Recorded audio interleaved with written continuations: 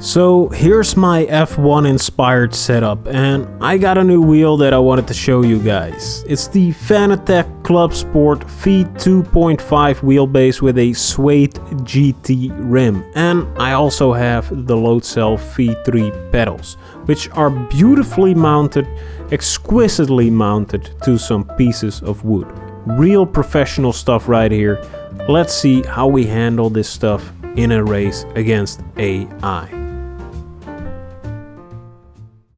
So here we are on Donington for my first race on Donington and for my first race with the Fanatec CSL, no not the CSL, with the Clubsport V2.5.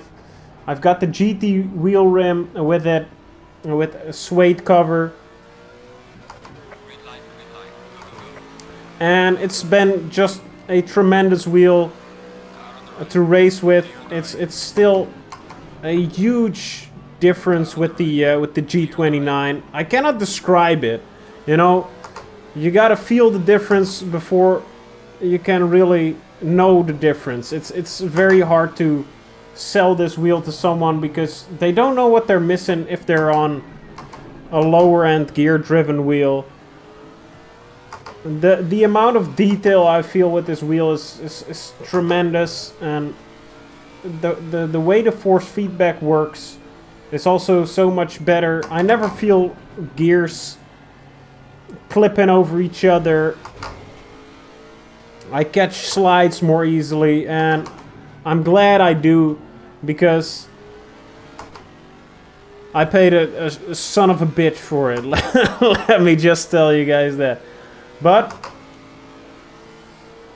it was only a little more expensive than the money I made from YouTube in the past year. So that's great. That's great. So thank you all for watching my videos and making this possible.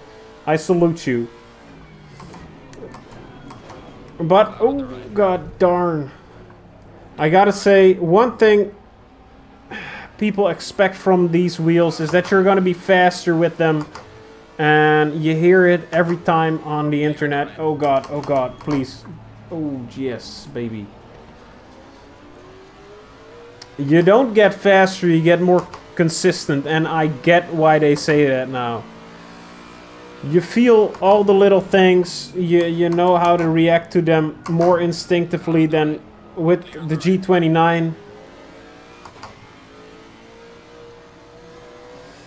I got a bigger wheel as well, like in diameter it's bigger. And with the V3 Clubsport pedals, it's a totally different ballpark as well. They vibrate, they're pressure sensitive, and I feel like I can brake later now. So I guess that's making me faster, being more confident in the braking. Look at this. On my G29 I would have just spun out. Probably. I don't know. I'm a very good driver, so don't mind my Oh geez. Those AI are not very, oh my god, very great drivers. Gee dang. I didn't know the AI would crash into each other, which is pretty cool. I like that very much. This update has been amazing for ACC. But we're talking about the wheel. I bought a suede, or I didn't buy it exclusively. It was bundled together. I bought the Forza Motorsport pack, the Clubsport V2.5 pack bundle, I think.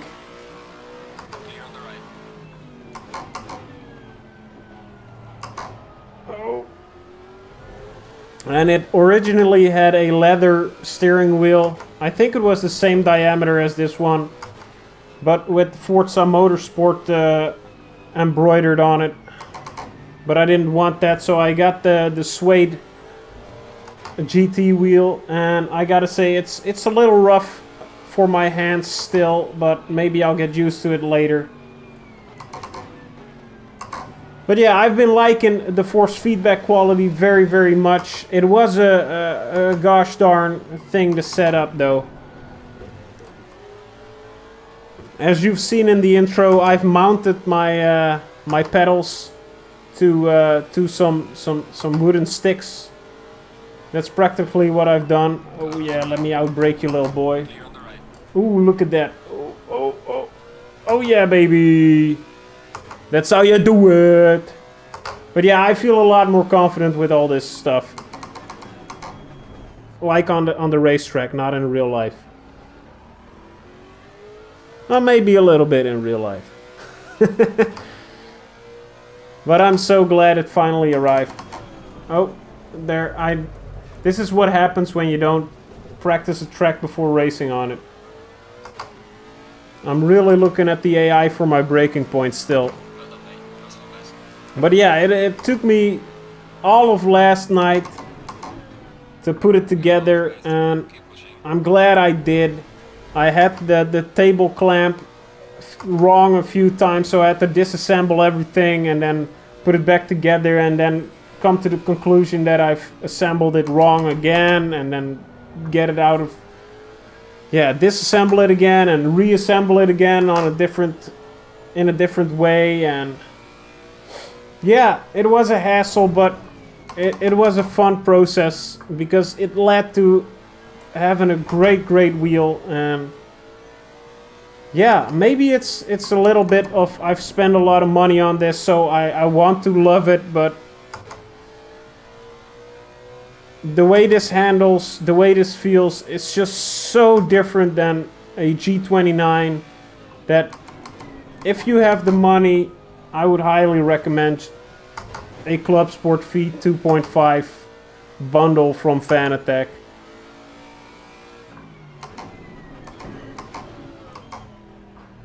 But only if you have the money. It ups the realism way more than a G29 can. And there's a plane, I like that very much. You don't see that often in ACC. Things flying by. Things happening in the background. I'm getting distracted again. One thing I gotta say is the forces that this wheel can put out, they are something else compared to the G29. I wasn't ready for that, especially because yesterday I was testing it out for the first time and I still had the force feedback processing settings of my G29. So a loot file, yeah, somewhere in an INI file, he was looking for a loot file, which is a file that enhances the force feedback settings. And I didn't know that, so yesterday when I was testing it out, it was super heavy to steer this thing. And I thought, this can't be it. This is just wrong. If this is it, I want my money back. But glad I could find it today, what the problem was. So now it feels way better, way better. Now when I center it, it doesn't spin out. It doesn't wobble from place to place, from side to side. And yesterday it did, and I was kind of scared that I had a defect wheel, or wheelbase at least. But I have not, and I'm very glad with that. One thing this wheel design also does for me is I really keep my hands on the wheel, because first of all, there I go putting my hands off the wheel immediately after saying, oh no! No, come on, get back on track, buddy boy. Frick you, Italian man.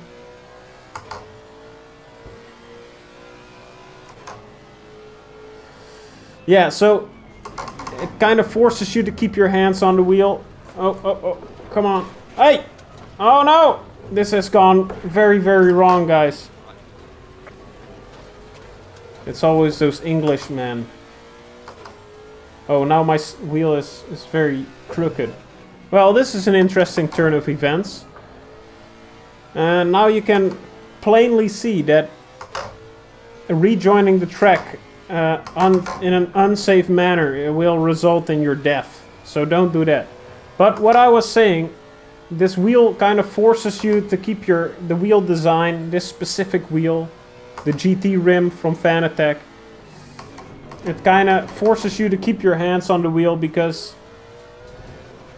it's very heavy to turn, or it has a lot of forces acting upon it, and if you don't keep both of your hands on it, you will do a little drifting exercise.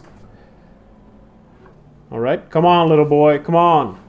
Okay, so don't take this race too seriously. This has been an exhibition of sorts.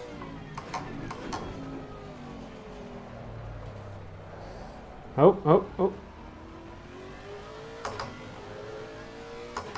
So yeah, that's kind of the review of the wheel as I have it now.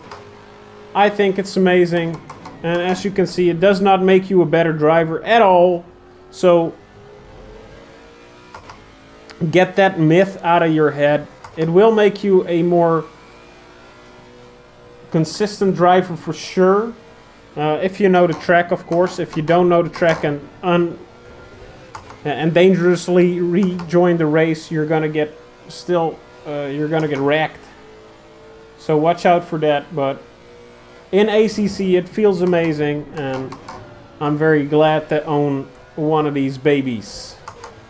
Uh-oh. Ooh, baby. I don't know what happened there.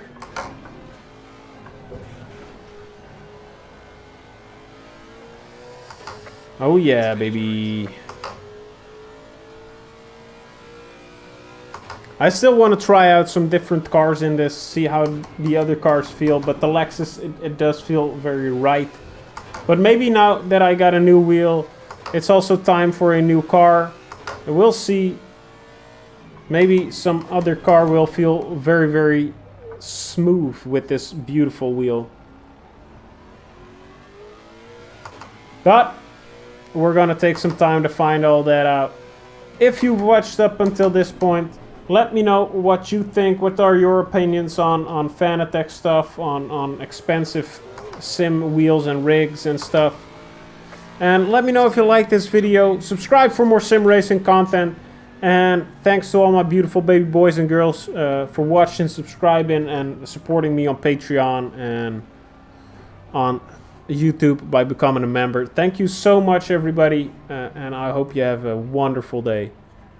I love you guys.